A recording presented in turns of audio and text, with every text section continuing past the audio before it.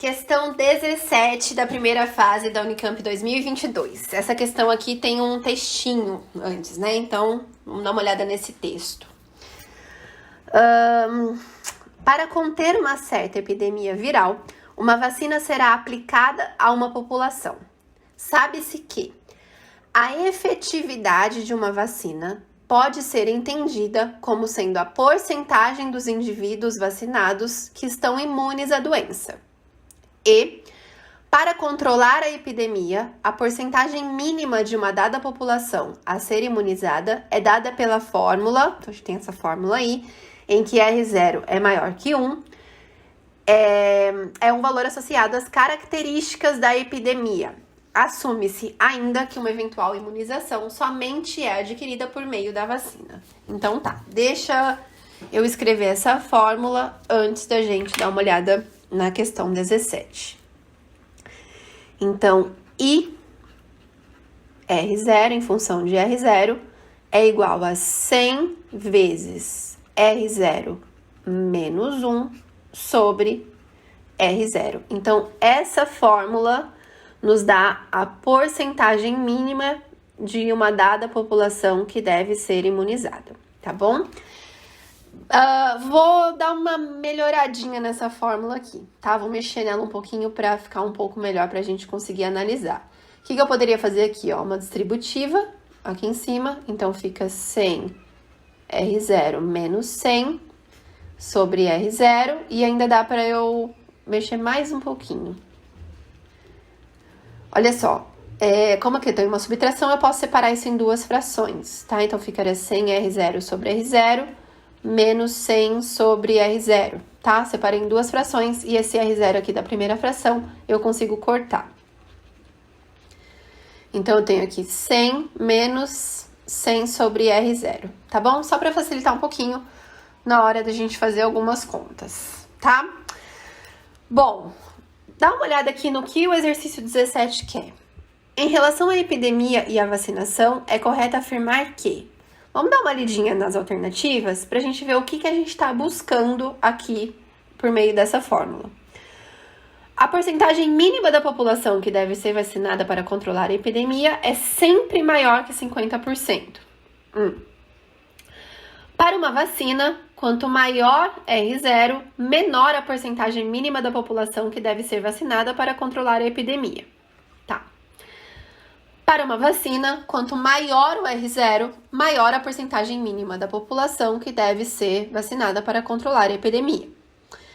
Para um dado R0, quanto maior a efetividade da vacina, maior a porcentagem mínima da população que deve ser vacinada para controlar a epidemia. Ok, tá bom. Uma coisa que eu gosto de fazer aqui, principalmente quando a gente tem tempo, na verdade, né? Jogar alguns valores e analisar o que está acontecendo aqui, o que essa fórmula fornece pra gente, tá? Então, eu vou fazer aqui do lado uma análise, vou substituir alguns números aqui, só para que vocês entendam um pouco melhor o que está rolando aqui, tá? Bom, ele fala lá no texto que o R0 tem que ser maior do que 1, tá? Então, vamos jogar alguns valores aqui para R0 pra gente ver o que está acontecendo. Como ele tem que ser maior do que 1, vou jogar aqui 1,5, tá? Se o R0 for 1,5, o que acontece com esse I? O que acontece com essa forma? Então, ficaria 1,5 vai ser 100 menos 100 dividido por 1,5. A gente faz essa continha aqui. Isso daqui, galera, vai dar aproximadamente 33%, tá? Ou seja, se o R0, que é esse valor que é associado às características da epidemia, né, for 1,5, a porcentagem mínima da população que tem que ser imunizada é 33%. Beleza, ok. Vamos jogar mais algum valorzinho aqui. Vou colocar R0 igual a 2, pra gente ver o que acontece. Então, se o R0 for igual a 2, aqui vai ficar I de 2, 100 menos 100 dividido por 2, 100 menos 50, 50. Tá, então se o R0 for 2, 50%. Ok. Jogar mais um valor, vou jogar um 2,5 aqui. É claro que isso, galera, vocês não precisam fazer na hora da prova, porque a gente não pode perder tempo, né? É só uma análise aqui para vocês conseguirem ver agora com um pouco mais de calma. Mas a gente já analisa isso também sem ter necessidade de substituir esses valores. Então, se for 2,5, aqui vai ficar 100 menos 100 dividido por 2,5. Isso daqui, galera, vai dar 60%. Ok? Beleza? Ó, o que tá acontecendo aqui? Quanto maior o R0, maior é a porcentagem. Quanto maior é o R0, maior é a porcentagem da população que precisa ser imunizada. Isso a gente conseguiria ver facilmente sem a necessidade de substituir esses valores. Como que a gente poderia fazer isso? Olha a fórmula aqui simplificada, do jeito que eu escrevi. O R0 agora está aparecendo só na segunda fração. O R0 é o denominador. Vocês concordam comigo que quanto maior for o denominador, menor vai ser o resultado dessa fração?